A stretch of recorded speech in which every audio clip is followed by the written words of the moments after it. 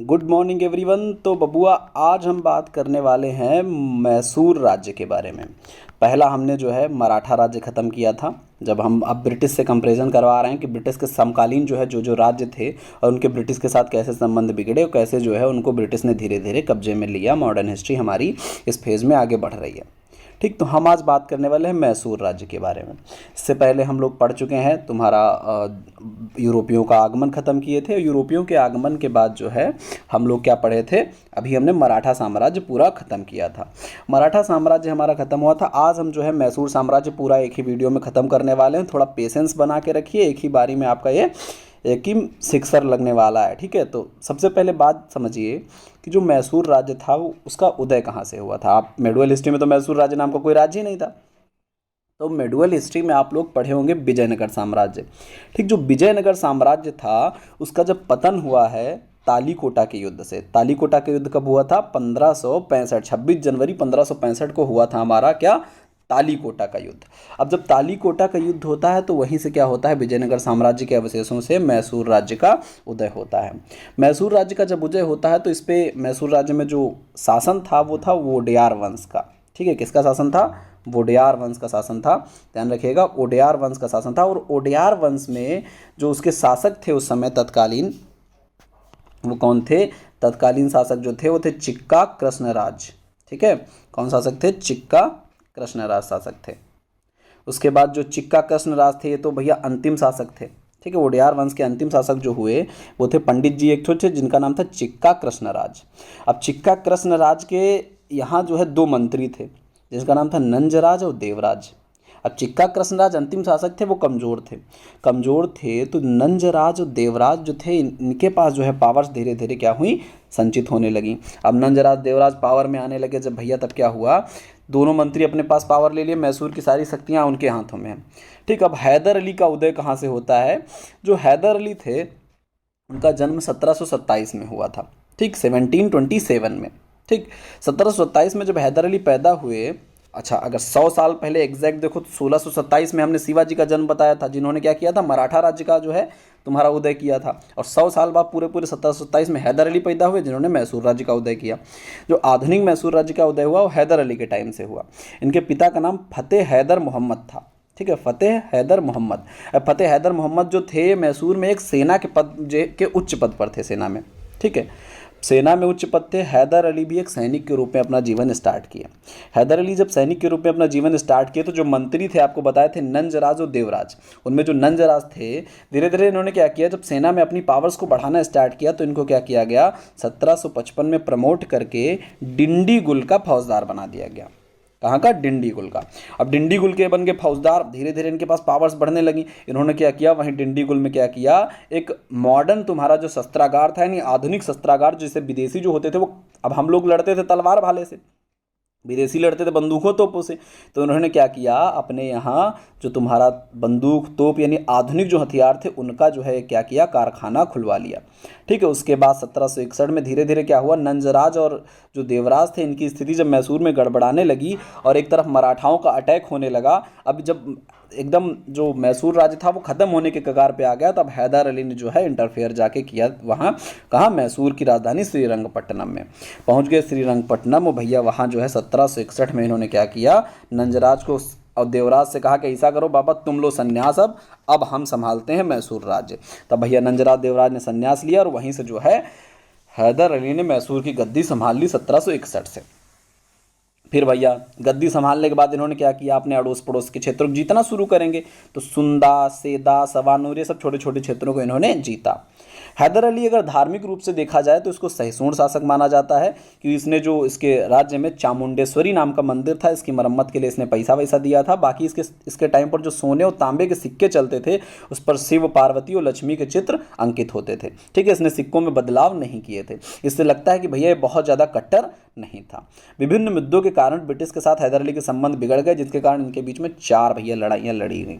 ठीक है, हैदर अली और मतलब मैसूर और अंग्रेजों के बीच में 4 युद्ध हुए, जिन्हें कहा जाता है आंग्ल मैसूर युद्ध। आंग्ल मतलब अंग्रेजी और मैसूर तो है ही है, तो आंग्ल मैसूर युद्ध 4 लड़े गए। अब इन 4 आंग्ल मैसूर युद्धों में पहले 2 में तो हैदर अली लड़ रहे थे, और दूसरा वाला जब युद्ध जो था उसी दूसरा लड़ते टाइम ही क्या हुआ था, हैदर अली को जो है चोट लग गई और उसी में घायल हुए, और घायल होकर दूसरे वाले में हिद्दत कर गए। तो दूसरे से ही जो है इनके पुत्र जो टीपू सुल्तान थे उन्होंने नेतृत्व संभाल लिया। ठीक, अब उन्होंने जब नेतृत्व संभाल लिया तो दूसरे से चौथे तक तुम्हारा टीपू सुल्तान ने संभाला। अब भैया जान लो टीपू सुल्तान क्या करते थे। टीपू सुल्तान द्वितीय आंग्ल मैसूर युद्ध बताया आपको, जब हैदर अली की डेथ हुई तो उसके बाद जो है इन्होंने 1782 से जो है अपना शासन संभाल लिया। इन्होंने क्या किया, पहले राजधानी हैदर अली ने मैसूर को बना के रखा था। ठीक है, अब मैसूर से इन्होंने राजधानी कहाँ शिफ्ट कर दी, श्रीरंगपट्टनम शिफ्ट कर दी। ठीक, टीपू आधुनिक सोच वाला शासक हुआ, उसने फ्रांसीसी क्रांति से प्रभावित था। पहली बात तो फ्रांसीसी क्रांति से वो प्रभावित था, फ्रांसीसी क्रांति से प्रभावित था। फ्रांसीसी क्रांति का मतलब क्या है, तत्कालीन समय में फ्रांस के जो लोग थे उन्होंने लोकतंत्र के लिए क्या किया था, राजा का विरोध करना स्टार्ट किया, फ्रांसीसी क्रांति स्टार्ट की। और फ्रांसीसी क्रांति के लोग जो थे उन्होंने एक अपना क्लब बनाया था, जिस क्लब का नाम था जैकोबिन क्लब। तो इसने अपने आप को भी क्या किया, जैकोबिन क्लब का सदस्य बताया। ठीक, साथ ही जब फ्रांसीसी क्रांति जो थी वो सक्सेस हो गई तो इसने क्या किया, अपने आप भोज ओज रखवाया और स्वतंत्रता का वृक्ष लगवाया। ठीक है, क्या लगवाया, स्वतंत्रता का वृक्ष लगवाया। कहा कि भैया फ्रांसीसी क्रांति सक्सेस हुई तो मतलब हम भी सक्सेस हो गए, स्वतंत्रता का वृक्ष अपने यहाँ एक लगवा दिया श्रीरंगपट्टनम में। इसके अलावा इसने माप तोल के नए पैमाने लागू किए थे। हिंदू कैलेंडर में जो है हिंदू नामों के स्थान पर अरबी नामों का प्रयोग इसने स्टार्ट किया था। इसको जो है आधुनिक भारत में भारत का जो मिसाइल का जन्मदाता माना जाता है, इसी को माना जाता है। मिसाइल उसाइल भैया इसने फैक्ट्री में अपनी मिसाइल उसाइल बनवाना स्टार्ट किया था। ठीक है, तो आधुनिक भारत में मिसाइल का जो जन्मदाता माना जाता है टीपू सुल्तान को माना जाता है। ठीक है, टीपू सुल्तान ने धीरे धीरे भैया अपनी राज्य व्यवस्था सुदृढ़ की, इसने नेवी वेवी अपनी सब बनाया बढ़िया। प्रशासनिक तौर तरीके पर अगर देखा जाए तो उसने क्या किया था, सेना का आधुनिक तरीके से गठन, फ्रांसीसियों से हेल्प ली, फ्रांसीसियों से हेल्प लेके क्या किया, कट्टा बंदूक तैयार करवाया, यानी कि तलवारों से लड़ो, अब थोड़ा सा पावरफुल किया अपनी सेना को। इसके साथ ही इसने जो है नौसेना को भी अपनी बनाया। ठीक, समुद्रों में जो है इसके पास अच्छे खासे जहाज बेड़े थे, बड़े बड़े जहाज थे। ठीक है, जिसके कारण इसने जो है अच्छी खासी नौसेना अपनी तैयार कर ली थी, जो कि आधुनिक भारत में भारतीय राजाओं के पास नहीं हुआ करती थी, जिसके कारण जो है यूरोपीय पावर में जो है आ जाते थे। ठीक है, इसके अलावा इसने क्या किया, कर संग्रह में बिचौलियों को समाप्त किया और सीधे जो है किसानों से टैक्स लेना स्टार्ट किया, जिससे जो है क्या हुआ, टैक्सेशन भी बढ़ा और बिचौलिए खत्म भी हो गए। दूसरा, किसानों को कम टैक्स देना पड़ा और राजा को टैक्स भी ज़्यादा मिल गया, जिसने राज्य में जो दी गई जागीरें थी उनको वापस लेने का प्रयास किया, जिससे जो है राजस्व व्यवस्था सुदृढ़ हो सके।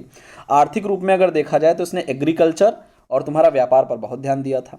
इसने खुद की एक व्यापारिक कंपनी बनाई, जैसे यूरोप वाले बना बना के व्यापार करने के लिए भेजते थे भाई, जैसे ब्रिटिश ईस्ट इंडिया कंपनी थी, फ्रांसीसी ईस्ट इंडिया कंपनी थी, एस्तादो दो इंडिया पुर्तगाल की कंपनी थी। ठीक है, सब कंपनियां जब थी ऐसे भैया इनने क्या किया, इनने अपनी एक कंपनी बनाई।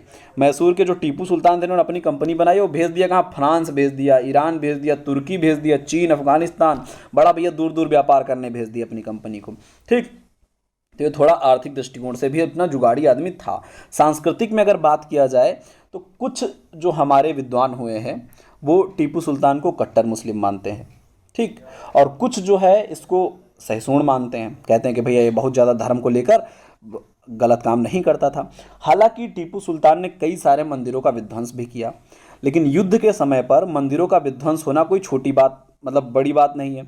जब आप युद्ध करने जाते हैं तो आप ये नहीं देखते किस चीज़ का आप अटैक कर रहे हैं। जैसे जब मराठाओं ने मैसूर पे अटैक किया 1791 में, तब श्रृंगेरी मंदिर को ध्वस्त कर दिया था। श्रृंगेरी मंदिर जो कि मैसूर में था, इसने जो है पैसा दे के श्रृंगेरी मंदिर को बनवाया। माँ शारदा की मूर्ति के लिए इसने अलग से पैसा दिया। तो अगर आप देखें कि जिस टाइम पर वो घटनाएं घटित हो रही थी, उनको अगर आज के काल में आप देखेंगे किसी ने किसी मंदिर को तोड़ दिया तो जो है वो बहुत कट्टर हो गया, किसी ने किसी मस्जिद को तोड़ दिया तो वो कट्टर हिंदू हो गया। तो ये सब अगर आज के कॉन्सेप्ट में आप देखेंगे तो आप कट्टर कह सकते हैं, लेकिन अगर आप देखें तत्कालीन समय की परिस्थिति के अकॉर्डिंग देखें तो उसने श्रृंगेरी मंदिर को दान दिए थे। ठीक है, इसके अलावा इसने माँ शारदा मंदिर के लिए जो है मूर्ति के लिए पैसा दान में दिया था। ठीक है, इसने हिंदुओं को ऊंचे पद पर भी रखा हुआ था, जैसे कृष्ण राव हैं, पुरनिया राव हैं, इसके दरबार में 2 उच्च पद पर मंत्री हुआ करते थे। ठीक है, तो ये सब अगर देखा जाए। इसके अलावा काफ़ी ज्ञानी आदमी भी था, फारसी, अरबी, कन्नड़ भाषा का ज्ञाता था। अपने यहाँ एक तो जो है लाइब्रेरी रखता था जिसमें जो है बहुत सारे विषयों की किताबें हुआ करती थी। ठीक है, मिसाइल मैन माना जाता है इसको आधुनिक भारत का। ठीक, इसके अलावा भैया प्रथम ये आंग्ल मैसूर युद्ध कैसे लड़े गए, क्या थ्योरी बनी, कैसे जो है मैसूरों से भिड़ गए अंग्रेज। ठीक, तो 4 युद्ध हुए थे, आपको बता चुके हैं। पहला जो आंग्ल मैसूर युद्ध हुआ था वो हुआ था 1768 से 69 में, दूसरा हुआ था 80 से 84 में, तीसरा 90-92 और चौथा हुआ था 1799 में। ध्यान से सुनिए, 68-69 पहला, 80 से 84 दूसरा, 90 से 92 तीसरा और 1799 में चौथा जो है युद्ध हमारा लड़ा गया था। ठीक है, एक एक करके आप डिटेल में देखिएगा, सारे युद्ध ही इंपॉर्टेंट होते हैं, युद्ध और कौन सी संधि। ठीक, आपको रटना बस इतना है, कहानी आपको सारी याद हो जाएगी, बस आपको रटना है डेट कब हुआ पहला और उसमें कौन सी पहली में संधि हुई, कौन सी दूसरे में संधि हुई। ठीक, इतना आपको ध्यान में रखना है। अब भैया प्रथम आंग्ल मैसूर युद्ध होने के कारण क्या थे? सबसे पहले तो हैदर अली भैया फ्रांसीसियों के सपोर्ट से क्या कर रहा था, धीरे धीरे दक्षिण भारत में अपनी स्थिति को मजबूत कर रहा था। ठीक, हैदर अली ने क्या किया, मालाबार के जो तट के किसान थे उनसे भी टैक्स लेना स्टार्ट किया, जिससे ब्रिटिश इससे परेशान थे। ठीक, मालाबार वाले जो किसान थे वो अंग्रेजों के संरक्षण में थे और इसने जब टैक्स लेना स्टार्ट किया तो उससे वो परेशान हुए ब्रिटिश। मैसूर और कर्नाटक राज्य जो था, ठीक है, मैसूर और कर्नाटक राज्य का बॉर्डर मिलता हुआ था। अब दोनों राज्यों का जब बॉर्डर मिलता था तब सीमा विवाद चल रहा था, जिसमें जो हमारा कर्नाटक के शासक का सपोर्ट जो कौन कर रहा था, अंग्रेज कर रहे थे। इसलिए हैदर अली अंग्रेजों से गुस्सा था कि भैया हमारा मैसूर कर्नाटक की लड़ाई तुम कर्नाटक वाले सपोर्ट कर दे रहे हो, हैं हमारे विरोध में तुम बात कर रहे हो। अब यही मामला थोड़ा सा गड़बड़ाया। यहाँ जब मामला गड़बड़ाया तो बात 1761 की है, अभी तो स्टार्ट भी नहीं हुआ, ये स्टार्ट हुआ 68-69 में। स्टार्टिंग में ही 1761-62 की बात है जब मराठाओं ने क्या किया, अटैक किया हुआ था मैसूर के ऊपर। ठीक, मराठा मैसूर संघर्ष चल रहा था, मराठा मैसूर संघर्ष चल रहा था। उसी बीच में ब्रिटिश ने जो है सोचा कि अब खुद से ना लड़ा जाए, खुद से। एक तो भैया ब्रिटिश उस समय जो है जीत के तुरंत आए थे। कौन सा युद्ध? प्लासी का युद्ध, बक्सर का युद्ध, बड़े बड़े युद्ध, बंगाल में अपनी जो है परचम लहरा के आए थे भाई। 1764 में तुम्हारा जीत लिए थे बक्सर का युद्ध, उससे पहले 1757 में प्लासी का युद्ध जीत लिए थे। तो इस समय जो है पूरा पावर में अंग्रेज थे, सोच रहे थे अब तो मतलब हम ही हम हैं भैया। 1.5 लाख की सेना को उनके 5,000-10,000 सैनिक हरा दे रहे थे, तो भैया पावर में तो कोई भी आ जाएगा ताव में। अब ताव में भैया आ गई है अंग्रेज। अंग्रेजों ने क्या किया भैया, अपनी पावर का यूज करने के चक्कर में मराठा का अटैक चल रहा था जो है किसके ऊपर, मराठा ने अटैक किया हुआ था किसके ऊपर, मैसूर के ऊपर। इन्होंने क्या किया, निज़ाम से कहा हैदराबाद के कि बेटा चलो तुम अटैक करो, हम थोड़ा किनारे रह के देखेंगे, तुम अटैक करो। अब भैया ये बात जो है जब मैसूर वालों को पता चली तो इनके आ गई गुस्सा। तो भैया ब्रिटिश निज़ाम मराठा एक तरफ, मैसूर एक तरफ। मैसूर वाले ने सोचा अच्छा बेटा, हैदर अली ने सोचा अच्छा बेटा बताते हैं। इनने क्या किया, फट से कहा मराठा से ऐसा है बेटा, ये पकड़ो तुम 35 लाख रुपया हमसे, ठीक, तुम हो जाओ किनारे। अब भैया क्या किया, मराठा को 35 लाख दे के किनारे कर दिया। मराठा जो 35 लाख देके किनारे कर दिया तो अब अंग्रेजों ने सोचा अब कि अब हम निज़ाम से मिलकर 2 लोग चलेंगे अटैक करने। इनने क्या किया, कर्नाटक का जो नवाब था, नवाब का भाई जो था महफूज खां, कर्नाटक के नवाब का भाई था महफूज खां। कौन था? महफूज खां। महफूज खां से कहा कि ऐसा करो तुम यार इसको जो है शांत करवाओ पहले, ठीक, निज़ाम को, निज़ामों को शांत करा पहले। अब भैया महफूज खां गया और निज़ाम से कहा कि भैया कुछ दिन ठंड रखो तुम। तो निज़ाम भी हो गया तटस्थ, यानी ना इस तरफ ना उस तरफ, भैया एकदम रुक गया और निज़ाम भी। अब बचे अकेले अंग्रेज। मैसूर भैया हैदर अली थोड़ा जुगाड़ी आदमी था। हैदर अली ने कहा कि आओ बेटा अब तुम मिलो आके अकेले में। अब हैदर अली ने जब भैया एक दो जगह हैदर अली हार गया, जब हैदर अली जो है एक दो जगह हार गया तब भैया निज़ाम फिर पलटी मार दिया। निज़ाम बहुत चालबाज आदमी था। जब हैदर अली एक दूसरे हारा और अंग्रेज जीत गए तब निज़ाम ने क्या किया, फिर पट दे क्या किया, अंग्रेजों के सपोर्ट में चला गया। लेकिन हैदर अली साहसी था, दोबारा फिर युद्ध उसने स्टार्ट किया। इसके बाद मंगलौर, बम्बई सहित कितनी जगह जो है अंग्रेजों को बुरी तरीके से हराया, बड़ी बड़ी सेनाओं को उसने जब हराया। अब भैया हालत जब अंग्रेजों खराब हुई तो अंग्रेजों ने कहा कि ऐसा करते हैं भैया संधि कर लेते हैं। इससे जो है कर ली उसने 1769 में, कौन सी, मद्रास की संधि। कहानी समझ में आई? कॉन्सेप्ट एक बार फिर बता दे रहे हैं। सबसे पहले मराठा ने अटैक किया जो है मैसूर के ऊपर, ठीक, अंग्रेजों ने भड़काया, निज़ाम को कहा तुम भी अटैक करो, ठीक। मैसूर ने क्या किया, 35 लाख रुपया दिया, मराठा को कहा तुम किनारे हो जाओ, और महफूज खां से कहा जो कर्नाटक के नवाब का भाई था उससे कहा कि निज़ाम को तुम किनारे कर दो, निज़ाम भी किनारे। अकेले ब्रिटिश आए, ब्रिटिश ने हल्का सा जो है पहले हैदर अली को हराया एक दो जगह। हैदर अली जब एक दो जगह हारा तो निज़ाम फिर पट दे अंग्रेजों के सपोर्ट में चलेगा कि भैया निज़ाम सोचे अवसर है इधर, मिल लो, कुछ मिलेगा इसके बदले जब संधि बंधी होगी, ठीक। लेकिन जब हैदर अली ने अपना तलवार चलाई ना तो एकदम अंग्रेज जो है किनारे हो गए। मंगलौर से बम्बई और जो है कई जगह हरा दिया। अब कई जगह जब अंग्रेज हार गए तो बेइज्जती करके 1769 में मद्रास की संधि हुई। और मद्रास की संधि प्रथम आंग्ल मराठा युद्ध के बाद हुई थी, मद्रास की संधि। और मद्रास की संधि में क्या शर्तें रखी गई कि पहला तो भैया जो जो जीत लियो दोनों लोग एक दूसरे के वापस कर दो, वापस कर दो। उसके बाद भैया कसम खा लिए कि एक दूसरे कोई जब कोई दूसरा अटैक करने आएगा तो हम लोग हेल्प करेंगे, ध्यान रखना हेल्प करेंगे। ऐसा कहा किसमें? मद्रास की संधि में। युद्ध हार जाने के रूप में ब्रिटिश की ओर से हैदर अली को भारी जुर्माना भी देना पड़ा। अंग्रेज दिए हैदर अली को जुर्माना कि हम तुमसे युद्ध लड़े हैं, तुम्हारा घाटा हुआ है। अब आते हैं द्वितीय मैसूर युद्ध पे। भैया पहला वाला जो था अंग्रेजों की बड़ी बेइज्जती हुई थी 69 में, 1768-69 में। अब उस बेइज्जती का बदला लेना अंग्रेजों को तो करना ही था, तो वो युद्ध विराम था ना कि संधि थी, वो तो खत्म हुई, युद्ध हुए नहीं था भैया। फिर दोबारा 80-84 का फेज आया। अब इधर फिर जो है क्या हुआ, 1771 में क्या हुआ कि जो हमारे भैया साहब थे मराठाओं ने क्या किया, अटैक कर दिया। 68-69 में भैया उधर संधि हुई थी, 71 में जो है मराठा फिर मद्रास पे अटैक कर दिए। अब 71 में जब मराठा फिर अटैक कर दिए, लेकिन संधि क्या हुई थी? मद्रास वाली संधि में क्या कहा था? अंग्रेज कहे थे कि भैया जब लड़ाई होगी हम आएंगे तुम्हें हेल्प करने, हमारी लड़ाई किसी से हो तुम हेल्प करने आना। लेकिन भैया अंग्रेज जो है कहा कि लड़ लो सालों, हम नहीं आने वाले हेल्प करने। मद्रास की संधि का उल्लंघन किया अंग्रेजों ने। जब मद्रास की संधि का उल्लंघन किया अंग्रेजों ने, तब भैया अब आया हैदर अली को गुस्सा। अब हैदर अली ने क्या किया, ब्रिटिश द्वारा जो समर्थित क्षेत्र था माही, ठीक, अभी हैदर अली ने क्या किया, एक दो जगह पर जो है फिर ब्रिटिश के जो क्षेत्र थे उन पर कब्जा करना स्टार्ट किया। जब उन पर कब्जा स्टार्ट करना किया तो ब्रिटिश ने क्या किया, माही के क्षेत्र पर अपना अधिकार कर लिया। माही जो कि फ्रांसीसियों की एक फैक्ट्री थी, जो कि मद्रास के अंडर में आती थी। मद्रास के अंडर में माही आता था, माही में फ्रांसीसियों की फैक्ट्री थी, और फ्रांसीसियों की फैक्ट्री पर अटैक करके अंग्रेजों ने उस पर कब्जा कर लिया। ये सीधे सीधे हैदर अली की संप्रभुता को चुनौती थी। अब संप्रभुता की चुनौती मानकर भैया हैदर अली ने कहा आओ बेटा, पिछली बार तुमको बताए थे, फिर आओ मैदान में। अब दोबारा में क्या हुआ भैया, मैसूर ने क्या किया, मराठा निजाम से मिलकर जो है तीनों ने कहा कि आपस में हम लोग इधर अब जोड़ा बनाते उल्टा। इस बार जोड़ा क्या बनेगा, उल्टा बनेगा। इस बार कहा ब्रिटिश को रखो अकेला, हम लोग रहेंगे मैसूर मराठा और निजाम एक तरफ रहेंगे। अब तत्कालीन परिस्थिति को देखकर वारेन हेस्टिंग ने क्या किया, सर आयरकूट को भेज दिया। सेकंड जो आंग्ल मैसूर युद्ध है उसमें गवर्नर जनरल कौन है, वारेन हेस्टिंग्स है। वारेन हेस्टिंग्स ने क्या किया, आयरकूट को भेजा कलकत्ता, और कलकत्ता भेजा भैया मराठा एवं निजाम को प्रलोभन देके कर दिया अलग। मराठा और निजाम को प्रलोभन देके अलग कर दिया भैया। जब अलग कर दिया तब हैदर अली अकेला पड़ गया, अब अकेले ही लड़ने भिड़ पड़ा। जब हैदर अली अकेले भिड़ पड़ा 1781 में पोर्टो नोवा के क्षेत्र में लड़ते लड़ते हैदर अली हो गया घायल।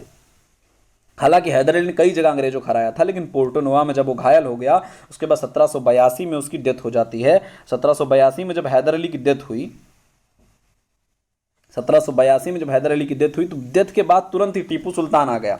टीपू सुल्तान उसका लड़का था, उसने जो है वहीं से युद्ध में अपना जो है स्टार्ट कर दिया आगे युद्ध बढ़ाना। टीपू सुल्तान ने अपनी वीरतापूर्वक जो है अंग्रेजों को कई जगह हरा दिया।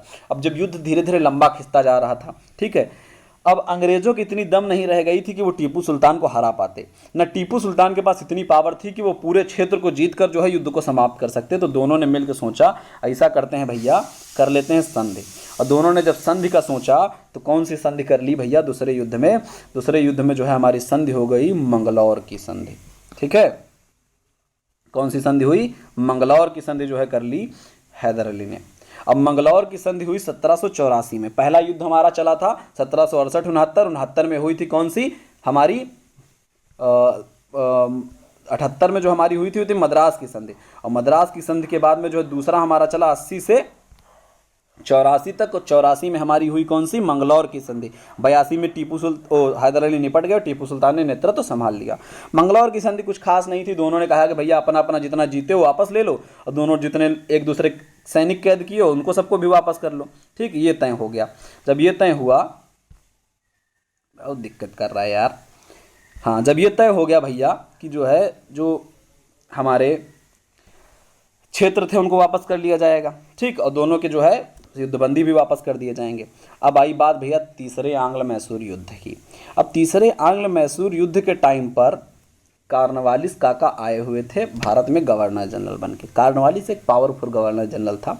कॉर्नवालिस जब गवर्नर जनरल बन के आया तो उसने क्या किया, कारण क्या थे पहले ये जान लो। पहला तो टीपू सुल्तान पर यह आरोप था कि वो फ्रांसीसियों के साथ मिलकर जो है ब्रिटिश के खिलाफ साजिश रच रहा है।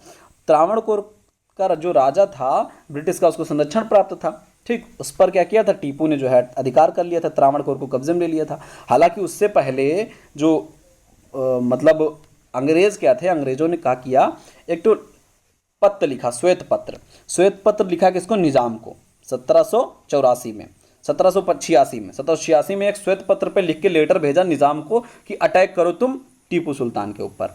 अब भैया जब टीपू सुल्तान के ऊपर अटैक वाला ये खबर जो है मिल गई टीपू सुल्तान को गुप्तचरों से, जब खबर मिली तो इसने क्या किया, कहा कि आओ बेटा लड़ाई करवाते हैं तुम्हें। तो इसने क्या किया, जो ब्रिटिश का संरक्षित क्षेत्र था तरावणकोर, उस पर कब्जा कर लिया।